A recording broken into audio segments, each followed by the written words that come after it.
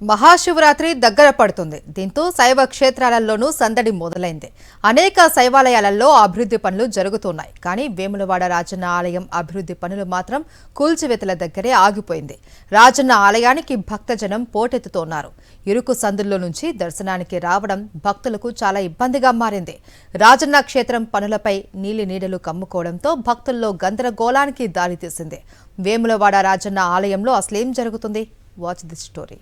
రాజన్న సిరిసిల్ల జిల్లాలోని ప్రఖ్యాత శైవ క్షేత్రం వేములవాడ రాజన్న ఆలయం అభివృద్ధి కోసం 150 కోట్లతో పనులు చేపట్టింది తెలంగాణ సర్కార్. సరైన బ్లూ ప్రింట్ లేకుండా పనుల విషయంలో ముందుకెళ్లడం, పనులు జరుగుతున్న సందర్భంలో భక్తుల దర్శనాలు, సౌకర్యాలపై సరైన అవగాహన కల్పించకపోవడంపై విమర్శలు వెల్లువెత్తుతున్నాయి.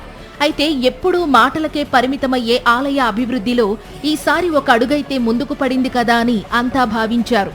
ఇప్పుడు రాజన్న ఆలయ పునర్నిర్మాణంలో భాగంగా అడుగు భాగాన్ని బేస్మెంట్ నిర్మాణం కోసం తొలగిస్తుంటే పెద్ద పెద్ద బండరాళ్లు అడ్డుపడడంతో భారీ యంత్రాలు పనిచేయక తిరిగి వెళ్లిపోయాయి.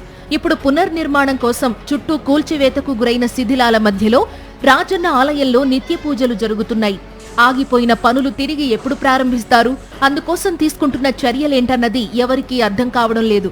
ఈ బాధ్యతను భుజానికెత్తుకున్న స్థానిక ఎమ్మెల్యే, ప్రభుత్వ విప్ ఆది శ్రీనివాస్ నుంచి గాని, ఆలయ ఈవో నుంచి గాని ఇప్పటి వరకు ఎలాంటి ప్రకటన రాకపోవడంతో ఆలయ పనులపై గందరగోళ వాతావరణం కొనసాగుతోంది. జనవరిలో సమ్మక్క సారలమ్మ జాతర జరగబోతోంది. ఆ తరువాత మహాశివరాత్రి ఉత్సవాలు వేములవాడలో ఘనంగా జరుగుతాయి. సమ్మక్క సారలమ్మ జాతరకు వచ్చే భక్తజనమంతా ముందుగా రాజన్నను దర్శించుకున్నాకే ఆ అమ్మవార్ల దగ్గరకు వెళ్లడం అనేది ఆనవాయితీగా వస్తోంది. ఈ క్రమంలో సమ్మక్క సారలమ్మ జాతరకొచ్చే జనం పోటెత్తితే ఇరుకైన సందుల్లోంచి వెళ్లే భీమన్న ఆలయం వద్ద పరిస్థితేంటన్నది స్థానిక ప్రజల్ని తొలిచివేస్తోంది. ఈసారి మహాశివరాత్రి పండుగ కూడా భీమేశ్వరాలయం నుంచే జరగనుండడంతో రాజన్న ఆలయానికి గత శివరాత్రి నాటి శోభ ఉంటుందా లేదా అన్నది చూడాల్సి ఉంది. మరోవైపు ఆలయానికి వచ్చే భక్తులు ఇప్పటికే శిథిలాల మధ్య పునర్నిర్మాణ పనులు ముందుకు సాగక ఆగిపోవడాన్ని చూసి రకరకాలుగా మాట్లాడుకుంటున్నారు.